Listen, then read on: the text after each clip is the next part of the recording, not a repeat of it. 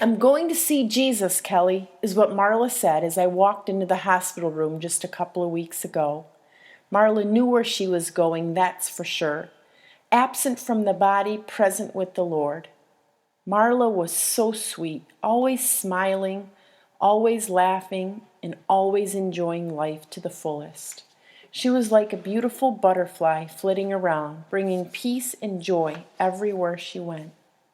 In all the years I've known Marla, I never saw her do anything wrong, and I never heard a mean word from her mouth. She was positive and saw life with the glass half full. As my brother Kevin said, Marla is the one girl that deserved 2 scoops in life. We all know she didn't get them, but she didn't complain or pout or have a poor me attitude. She always counted her blessings and focused on the good that was happening around her. Marla has been an inspiration to all of us. She was a great witness while she lived and a great witness as she died. She taught us how to die gracefully, with dignity, trusting in the Savior. Marla and I were friends back at the Christian Youth Center as teenagers.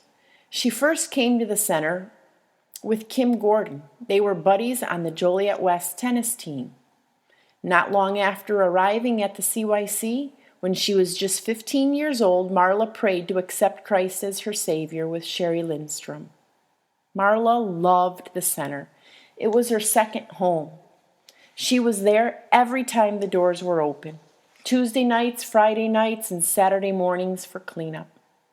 Her favorite times were center camps and retreats. That's where her friendships were solidified. Chip Russell remembers Marla's love for ketchup. He said once they were sitting eating fries together at Camp Timberley, when Marla piled on the ketchup and was getting the dripping fry to her mouth when a bug flew on it. Chip didn't have the heart to tell her, so she ate the bug. Ugh.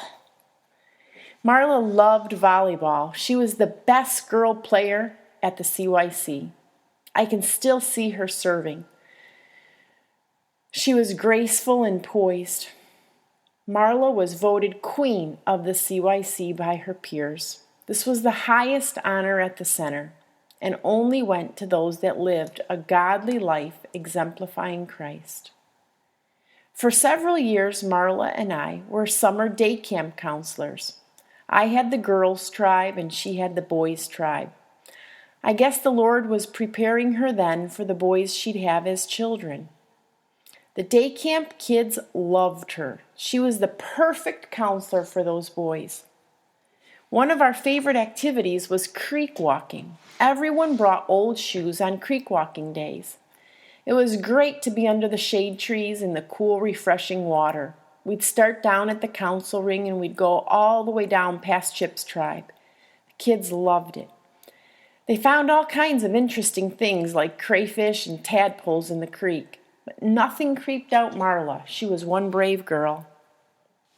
We'd make campfires on Friday afternoons to roast marshmallows and hot dogs. Sometimes we needed Chip's help when we couldn't get the fire started and the kids were getting hungrier and hungrier and demanding their hot dogs. Marla sang those familiar camp songs around the council ring like "Do Lord," "Father Abraham," "Sippin' Cider," and "Center Day Camp." She taught her boys the stories of the Bible and how to pray.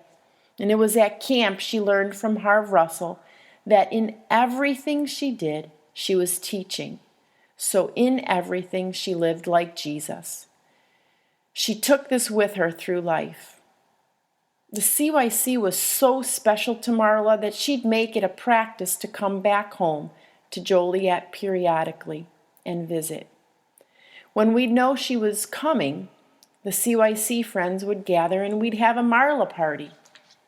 We'd eat, laugh, and reminisce, and then we'd listen to her health update and cry together.